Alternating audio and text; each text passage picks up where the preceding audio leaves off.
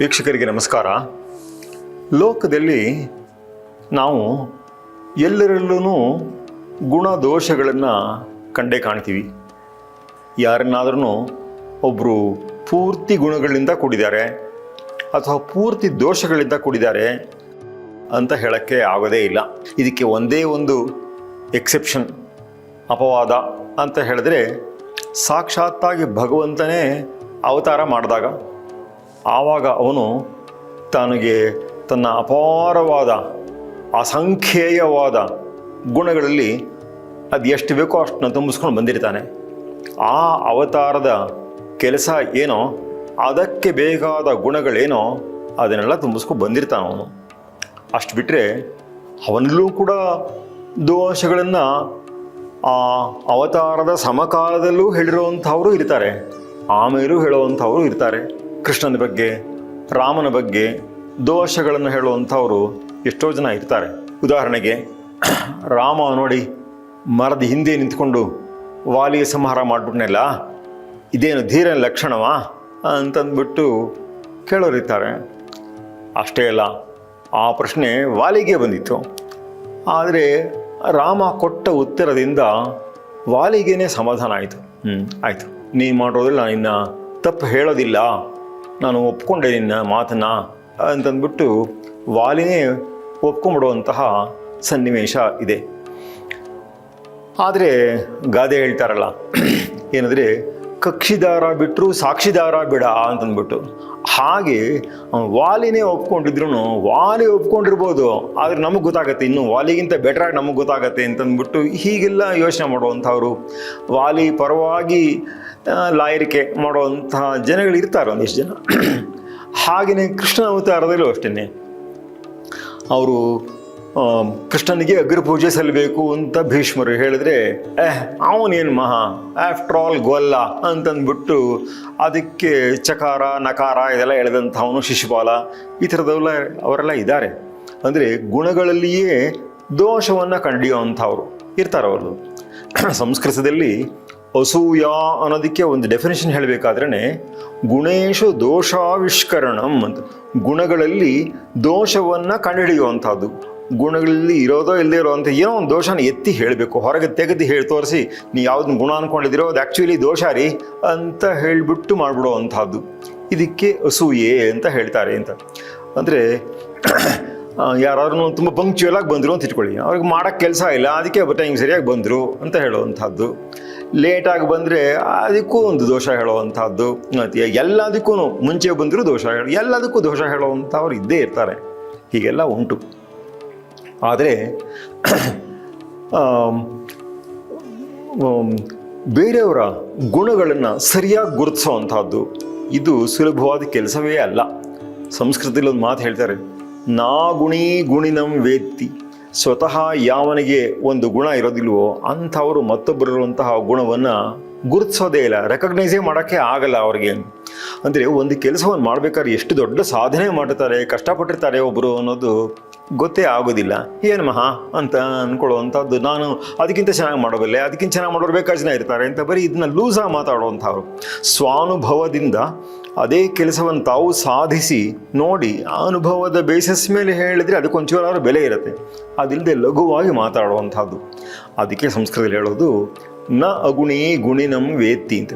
ಸ್ವತಃ ಗುಣಶಾಲಿ ಅಲ್ಲದವನು ಇನ್ನೊಬ್ಬನ್ನ ಗುಣಶಾಲಿ ಆದವನನ್ನು ಅರ್ಥನೇ ಮಾಡ್ಕೊಳ್ಳಲ್ಲ, ತಿಳ್ಕೊಳ್ಳೋದೇ ಇಲ್ಲ ಅವನು. ಒಂದು ವೇಳೆ ತಾನು ಗುಣಶಾಲಿಯಾಗಿದ್ದು ಮತ್ತೊಬ್ಬ ಗುಣಶಾಲಿಯಾಗಿರುವಂಥ ಅವನ ಕಂಡ್ರೆ ಅದ್ಯಾಕೋ ಚುರ್ರನ್ನತ್ತೆ. ಗುಣಿ ಗುಣಿಷು ಮತ್ಸರಿ, ಆ ಮಾತ್ಸರ್ಯ ಅನ್ನೋದು ಬಂದ್ಬಿಡುತ್ತೆ. ನಾನೇ ಶೈನ್ ಆಗಬೇಕು, ಮತ್ತೊಬ್ಬರು ಮೇಲೆ ಬರಬಾರ್ದು, ನಾನೇ ಟಾಪ್ ಮೋಸ್ಟ್ ಅಂತ ಇರಬೇಕು, ನನಗಿನ್ನೊಬ್ಬ ರೈವಲ್ ಅಂತ ಬರಬಾರ್ದು ಅನ್ನೋವಂಥದ್ದು. ಈ ಥರದ್ದೆಲ್ಲನೂ ತುಂಬ ಕಷ್ಟಪಡೋರೆಲ್ಲ ಇರ್ತಾರೆ. ಹೀಗೆಲ್ಲನೂ ಮಾಡಿ ಬೇರೆಯವ್ರಿಗೆ ಕಷ್ಟ ಕೊಡುವಂಥವ್ರು. ಮಾತ್ಸರ್ಯ ಅಂದರೆ ಅದೇನು ಕಡಿಮೆ ಕೆಲಸ ಮಾಡಿಸುತ್ತೆಯೇ, ಏನೇನು ಬೇಕಾದ್ರೂ ಮಾಡಿಸ್ಬೋದು. ಒಬ್ಬರು ವೀಣೆ ವಿದ್ವಾಂಸರು ತನ್ನ ಶಿಷ್ಯ ತನಗಿಂತ ಇನ್ನು ಎಲ್ಲಿ ಮೇಲಿಗೆ ಬಂದ್ಬಿಡ್ತಾನೋ ಅಂತ ಮಹಾಪ್ರತಿಭಾ, ಸಣ್ಣ ವಯಸ್ಸಲ್ಲೇ ಮಹಾಪ್ರತಿಭಾವಂತ ಅಂತಂದ್ಬಿಟ್ಟು ಆ ಸಂಕಟಕ್ಕೆ ಅವರು ಅವನ ಮಧ್ಯದ ಬೆರಳನ್ನೇ ಕಚ್ಚಿಬಿಡ್ತಾರಂತೆ. ಹಾಗಾಗ್ಬಿಟ್ಟು ಇನ್ನು ಜನ್ಮದಲ್ಲಿ ಅವನು ಮುಂದಕ್ಕೆ ವಿಣೆಯನ್ನು ನೋಡ್ಸೋಕ್ಕಾಗೋದಿಲ್ಲ. ಈ ರೀತಿಯಾಗಿ ಆಗಿಬಿಟ್ಟಿರುವಂಥದ್ದು ಐತಿಹಾಸಿಕವಾಗಿ ನಡೆದಂತಹ ಘಟನೆ ಇದು. ಆಮೇಲೆ ಅವರೇ ಪಶ್ಚಾತ್ತಾಪ ಪಡ್ಕೊಂಡ್ರು ಅಂತ ಹೇಳ್ತಾರೆ. ಅದು ಪಶ್ಚಾತ್ತಾಪ ಪಡ್ಕೊಂಡ್ರಿ ಕನ್ನಡದಲ್ಲಿ ಏನೋ ಗಾದೆ ಹೇಳ್ತಾರಲ್ಲ, ಕೋಪದಲ್ಲಿ ಕೊಯ್ದ ಮೂಗು ಶಾಂತದಲ್ಲಿ ಬಂದೀತೆ ಅಂತಂದ್ಬಿಟ್ಟು ಹಾಗಾಗ್ಬಿಟ್ರೆ ಕೊನೆಗೆ ಅದು ಏನು ಮಾಡೋಕ್ಕಾಗುತ್ತೆ? You can do, you can not undo, ಹಂಗಾಗೋಗ್ಬಿಡುತ್ತೆ. ಸೊ ಹೀಗ ಗುಣಿಷು ಮತ್ಸರಿ ಗುಣೀಚ ಗುಣರಾಗೀಚ, ಸ್ವತಃ ಗುಣಶಾಲಿಯಾಗಿದ್ದು ಬೇರೆಯಲ್ಲಿರುವಂತಹ ಒಳ್ಳೆಯ ಗುಣಗಳನ್ನು ಗುರುತಿಸುವಂತಹದ್ದು, ಅದನ್ನ ಕಂಡ್ರೆ ಇಷ್ಟಪಡುವಂತಹದ್ದು ಅದು ಬಹಳ ಸರಳ ವ್ಯಕ್ತಿಯ ಸ್ವಭಾವ ಅದು. ಆದರೆ ಅಂತಹ ಸರಳರೇ ವಿರಳರು ಅಂತ ಹೇಳುತ್ತೆ ಸುಭಾಷಿತ. ವಿರಳ ಸರಳೋ ಜನಃ ಅಂತಂದ್ಬಿಟ್ಟು, ಅಂತಹವ್ರು ತುಂಬ ವಿರಳ ಅಂತಂದ್ಬಿಟ್ಟು. ಇದು ಒಂದು, ಅದು ಬೇರೆಯವರಲ್ಲಿರುವಂಥದ್ದನ್ನು ಹೇಳುವಂಥದ್ದು. ನಮಗೆ ನಮ್ಮ ಬಗ್ಗೆನೇ ನಾವು ಏನು ಅಂದ್ಕೊಳ್ತೀವಿ? ದೇವರು ಎಲ್ರಿಗೂ ಕಂಪಲ್ಸರಿಯಾಗಿ ಒಂದು ವರ ಕೊಟ್ಬಿಟ್ಟಿದ್ದಾನೆ. ನೀವು ಅದು ಬೇಕಾದ್ರೆ ಶಾಪ ಅಂತ ಬೇಕಾದ್ರೆ ಅನ್ಕೋಬೋದು. ಏನದು ಅಂತ ಹೇಳಿದ್ರೆ, ಯಾರಾದರೂ ಕನ್ನಡಿ ಮುಂದೆ ನಿಂತ್ಕೊಂಡು ನಾ ಚೆನ್ನಾಗೇ ಇಲ್ಲ ಅಂತ ಅಂದ್ಕೊಳ್ತಾರಾ? ಯಾರೂ ಇಲ್ಲ. ಎಂಥ ಒಂದು ಕೋತಿ ಮೂತಿ ಆಗಿರಲಿ, ಕನ್ನಡಿ ಮುಂದೆ ನಿಂತ್ಕೊಂಡ್ರೆ ನಾನು ಪರವಾಗಿಲ್ಲ, ಅವರು ಎಲ್ಲರೂ ಇದು ಮಾಡೋ ಅಷ್ಟೆಲ್ಲ ಚೆನ್ನಾಗಿಲ್ದಿರ್ಬೋದು, ನಾನು ತಕ್ಕಮಟ್ಟಿಗೆ ಚೆನ್ನಾಗೇ ಇದ್ದೀನಿ ಅಂತಲೇ ಮನಸ್ಸಿಗೆ ಬರ್ತೀವಿ. ನಾನು ಚೆನ್ನಾಗಿಲ್ಲ ಅಂತ ಅನಿಸೋದಿಲ್ಲ.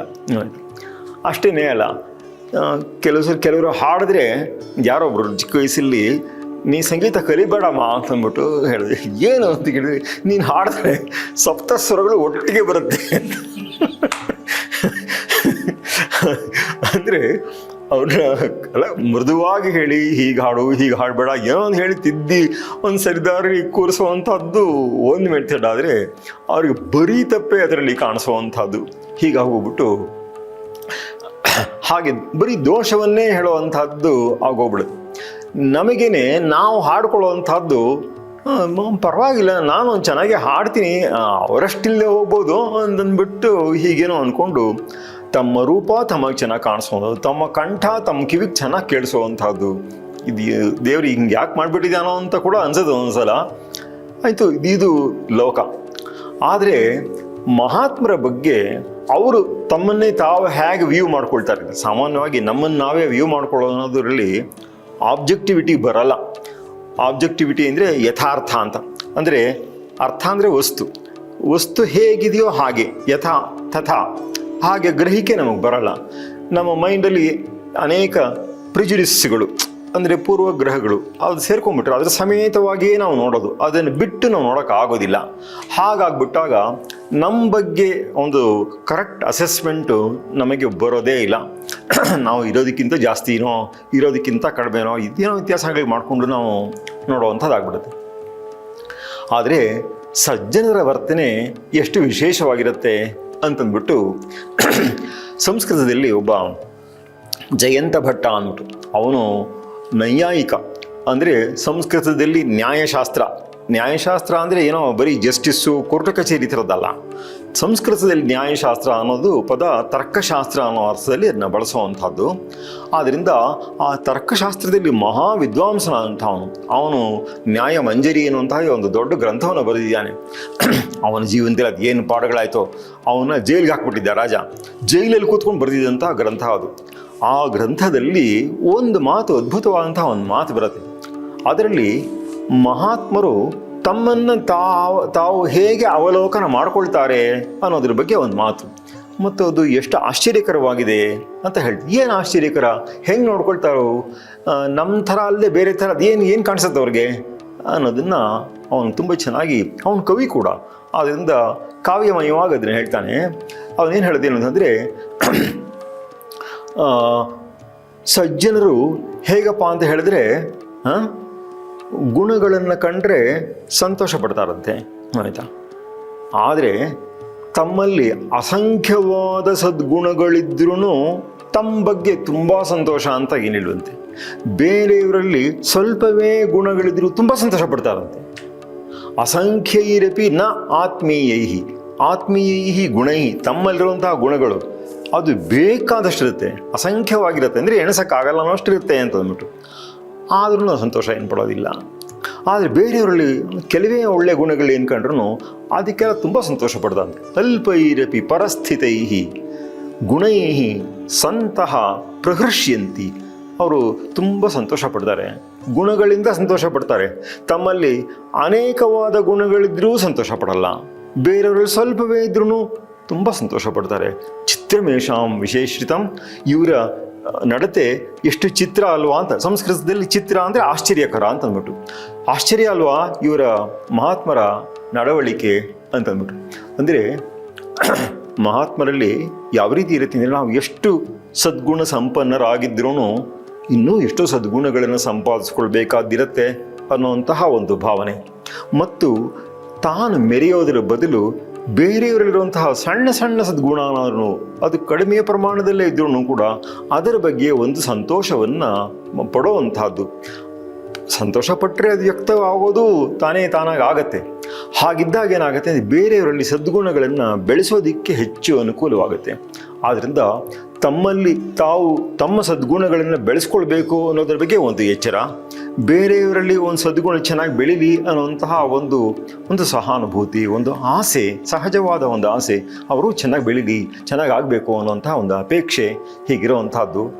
ಚಿತ್ರಮೇಷಾಂ ವಿಚೇಷ್ಟಿತಂ. ಎಷ್ಟು ಆಶ್ಚರ್ಯಕರವಲ್ವಾ ಅವರ ನಡತೆ ಅಂತಂದ್ಬಿಟ್ಟು ಆ ಕವಿ ಆ ಮಾತನ್ನು ತನ್ನ ನ್ಯಾಯ ಗ್ರಂಥದ ಆರಂಭದಲ್ಲಿ ಅವನ ಮಾತನ್ನು ಹೇಳ್ತಾನೆ. ಈ ಸಂದರ್ಭದಲ್ಲಿ ಶ್ರೀರಂಗ ಮಹಾಗುರುಗಳು ಹೇಳಿದಂತಹ ಒಂದು ಮಾತು ತುಂಬ ಅದ್ಭುತವಾಗಿದೆ. ಒಂದು ಸಣ್ಣ ಸೂತ್ರ, ಅದರಲ್ಲಿ ಇವತ್ತೆಲ್ಲ ಇರೋದು ಅಂದರೆ 7 ಅಕ್ಷರ. ಅದು ನಮ್ಮ ಜೀವನಕ್ಕೆ ದಾರಿ ದೀಪವಾಗುವಂತಹ ಅದ್ಭುತವಾದಂತಹ ಒಂದು ಮಾತು, ಒಂದು ಸುಸೂತ್ರ. ಜೀವನವೇ ಸುಸೂತ್ರವಾಗಿ ನಡೆದುಕೊಂಡು ಹೋಗೋದಕ್ಕೆ ಬೇಕಾದಂತಹ ಒಂದು ಸೂತ್ರ. ಏನದು ಅಂತ ಹೇಳಿದ್ರೆ, ವಿನಯ ಒಂದು ರಕ್ಷೆ ಅಂತಂದ್ಬಿಟ್ಟು. ನಮ್ಮಲ್ಲಿ ಆ ವಿನಯ ಗುಣವನ್ನು ಕಾಪಾಡಿಕೊಂಡಿದ್ರೆ ನಾವು, ಅದು ನಮ್ಮನ್ನು ಕಾಪಾಡುತ್ತೆ. ಧರ್ಮೋ ರಕ್ಷತೆ ರಕ್ಷಿತ ಅಂತೆಲ್ಲ ಹೇಳ್ತೀವಿ, ಧರ್ಮವನ್ನು ನಾವು ಕಾಪಾಡಿದ್ರೆ ನಮ್ಮನ್ನು ಕಾಪಾಡುತ್ತೆ ಅಂತ. ಅದಕ್ಕಿಂತಲೂ ಸ್ಟ್ರಾಂಗ್ ಆಗಿ ಇದ್ರ ಬಗ್ಗೆ ಹೇಳ್ಬೋದು. ನಾವು ವಿನಯವಂತರಾಗಿದ್ದರೆ, ವಿನಯವನ್ನು ನಾವು ಕಾಪಾಡಿಕೊಂಡಿದ್ರೆ ವಿನಯ ನಮ್ಮನ್ನು ಕಾಪಾಡುತ್ತೆ ಅಂತಂದ್ಬಿಟ್ಟು. ಅಂದರೆ ನಮಗಿಂತಲೂ ಎಷ್ಟೆಷ್ಟೋ ಗುಣಸಂಪನ್ನರು, ಜ್ಞಾನ ಸಂಪನ್ನರು, ಧನ ಸಂಪನ್ನರು ಎಲ್ಲರೂ ಇರ್ತಾರೆ. ಆದ್ದರಿಂದ ವಿನಯದಿಂದ ಇರುವಂತಹದ್ದು, ವಿಶೇಷವಾಗಿ ವಿದ್ಯೆ ನಮ್ಮಲ್ಲಿ ಒಂದಿಷ್ಟು ಸಂಪಾದನೆ ಆಗಿಬಿಟ್ರೆ ನಾವು ತುಂಬ ಗರ್ವ ಪಡುವಂಥದ್ದು ಇರುತ್ತೆ. ಅದಾಗದಂತೆ ವಿನಯವನ್ನು ನಾವು ಕಾಪಾಡಿಕೊಳ್ಳುವಂಥದ್ದು ಬಹಳ ಮುಖ್ಯ ಅನ್ನುವಂಥ ಒಂದು ಸೂತ್ರವನ್ನು ಇದು ನಮಗೆ ಹೇಳ್ಕೊಡುತ್ತೆ. ಇದನ್ನಿಟ್ಕೊಂಡಿದ್ದ ಪಕ್ಷದಲ್ಲಿ ನಾವು ಎಂದೆಂದಿಗೂ ಸುರಕ್ಷಿತರಾಗಿರ್ತೀವಿ ಅನ್ನೋ ಎಚ್ಚರವನ್ನು ನಾವು ವಹಿಸ್ಕೊಳ್ಬಹುದು. ನಮಸ್ಕಾರ.